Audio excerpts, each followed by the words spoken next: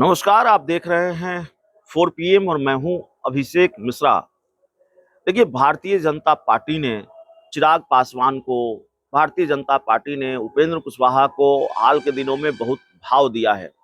और चिराग पासवान को तो इतना भाव दिया कि उनके लिए अपने एक सहयोगी दल पशुपति पारस को पूरी तरह से निपटा दिया। उपेंद्र कुशवाहा को भी काफी भाव मिला है। हालांकि ये बात अलग है कि तकरीबन ये बात सामने आ चुकी है कि उपेंद्र कुशवाहा के साथ कारा काट में खेल हुआ।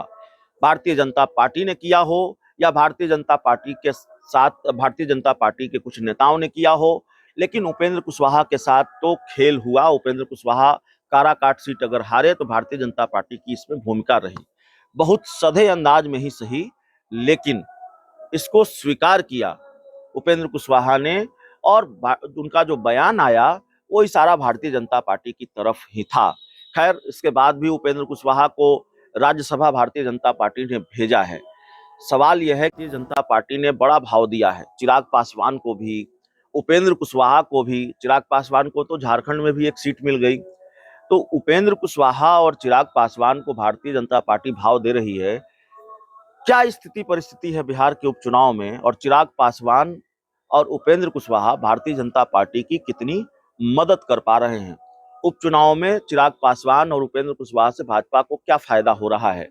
और चिराग पासवान और उपेंद्र कुशवाहा, जिनके बारे में ये माना जाता है कि एक खास वोट बैंक पर इनका कब्जा है और खास वोटरों के बीच इनका प्रभाव है, उपचुनाव में भी वो उस प्रभाव का असर दिखेगा कि नहीं दिखेगा, ये बड़ा सवाल है।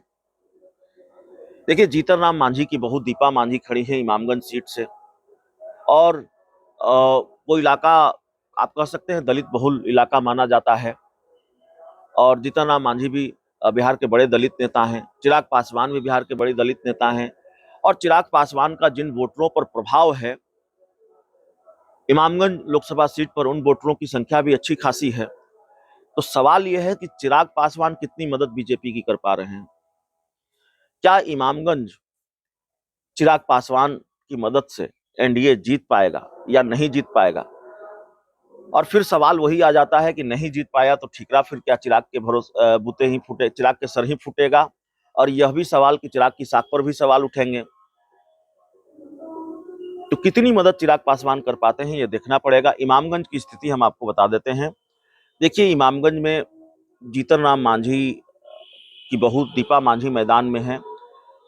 इमामगंज आप कह सकते हैं कि जीतन राम मांझी का किला रहा है, लेकिन दिक्कत यह है कि इस बार ये किला ढहता हुआ नजर आ रहा है। इमामगंज की सीट मुश्किल लग रही है दीपा मांझी के लिए, और इसके कई कारण हैं। एक तो परिवारवाद के मामले को जिस तरह से भुनाया है प्रशांत किशोर ने, वो एक दिक्कत है। दीपा मांझी की पहचान यह है कि वो जीतन राम मांझी की बहू है, लेकिन बहुत सशक्त उम्मीदवार नहीं है। तो यह भी एक दिक्कत है। दीपा मांझी को कई जगहों पर लोगों की नाराजगी का सामना करना भी पड़ा। कुछ मीडिया रिपोर्ट्स में ऐसी खबरें भी सामने आई, तो यह भी एक दिक्कत है। आरजेडी ने भी वहां से उम्मीदवार उतारा है जो उस इलाके के वोट बैंक के लिए बहुत मुफीद है, उस इलाके के जातीय समीकरणों के लिए मुफीद है। तो एक तरह से आप कह सकते हैं बेलागंज में आप नकार सकते हैं, आप तरारी में नकार सकते हैं, लेकिन रामगढ़ और माफ कीजिएगा रामगढ़ और इमामगंज, ये दो सीटें ऐसी है जहां त्रिकोणीय चौकोनीय लड़ाई है। 3-4 उम्मीदवारों के बीच लड़ाई है। इमामगंज की लड़ाई त्रिकोणीय है। यहाँ मैदान में प्रशांत हैं, यहाँ जीतन राम मांझी की बहू दीपा मांझी मैदान में है, और यहाँ आरजेडी भी लड़ाई में है। और चिराग पासवान कितनी मदद करेंगे, चिराग पासवान की वजह से कितनी मदद होगी, चिराग पासवान क्या प्रभाव डाल पाते हैं, ये देखना पड़ेगा। लेकिन बहुत मुश्किल लग रही है सीट, इमामगंज की सीट इस बार जीतन राम मांझी के लिए, जो स्थिति और परिस्थिति, जो खबरें वहां से आ रही हैं। अब दूसरी सीट है रामगढ़ की सीट। अब यहाँ उपेंद्र कुशवाहा का मामला सामने आता है। रामगढ़ में सुशील कुशवाहा को उम्मीदवार बनाया है प्रशांत किशोर ने। कुशवाहा कार्ड चला है। भारतीय जनता पार्टी ने अशोक कुमार सिंह को उम्मीदवार बनाया है, जो महज 2500 वोटों के अंतर से चुनाव हार गए थे 2020 का विधानसभा चुनाव। तो बहुत अंतर से वो चुनाव नहीं हारे थे। उपचुनाव में क्या स्थिति रहती है ये देखना पड़ेगा। और जाहिर तौर पर उपेंद्र कुशवाहा प्रशांत किशोर के कुशवाहा कार्ड को फेल कर पाते हैं कि नहीं कर पाते हैं। प्रशांत किशोर ने अगर कुशवाहा कार्ड चला है और उपेंद्र कुशवाहा उसको उसकी कार्ड के तौर पर सामने आते हैं कि नहीं आते हैं, उससे जो नुकसान एनडीए को होना है उससे बचा पाते हैं कि नहीं बचा पाते हैं, इस पर भी नज़र रहेगी। जो अशोक सिंह महज 2-2.5 हज़ार वोटों के अंतर से चुनाव हारे 2020 का, और अगर 2024 के विधानसभा उपचुनाव में हार का अंतर ज़्यादा रहा या वो चुनाव हार गए, तो जाहिर है इसका ठीकरा उपेंद्र कुशवाहा के सर भी फूटेगा। भाई आपने तो कहा था या आपकी पार्टी कह रही थी कि 2024 के लोकसभा चुनाव में शाहाबाद की सीटें अगर हारी, उस इलाके में अगर नुकसान हुआ तो इस वजह से हुआ कि समर्थकों में नाराज़गी थी, काराकाट में जो उपेंद्र कुशवाहा के साथ खेल चल रहा था उसका खामियाजा भुगतना पड़ा। लेकिन अभी तो आप खुद ही कहते हैं सब कुछ ठीक है, एनडीए में ऑल इज़ वेल है। अगर ऑल इज़ वेल है तो फिर उपचुनाव में रामगढ़ में नतीजे तो बेहतर आने चाहिए, जो कि होता हुआ दिख नहीं रहा है। वहाँ बीजेपी की हालत बहुत मुश्किल लग रही है। आरजेडी के लिए भी मामला चुनौतीपूर्ण लग रहा है।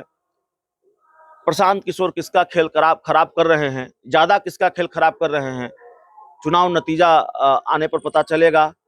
और ज़्यादा जिसका खेल खराब कर रहे हैं, जाहिर है हार उसकी होगी। भारतीय जनता, माफ कीजिएगा, बीएसपी भी वहाँ मैदान में है और बीएसपी भी वहाँ एक फैक्टर है। तो कुल मिलाकर बात यह है कि भारतीय जनता पार्टी ने एनडीए के जिन दो नेताओं पर सबसे ज़्यादा भरोसा किया है, उपेंद्र कुशवाहा और चिराग पासवान, भारतीय जनता पार्टी ने इनको बिल्कुल अपनी आंखों का तारा बना रखा है। तो ये तारे बने रहेंगे, सितारे बने रहेंगे कि नहीं बने रहेंगे,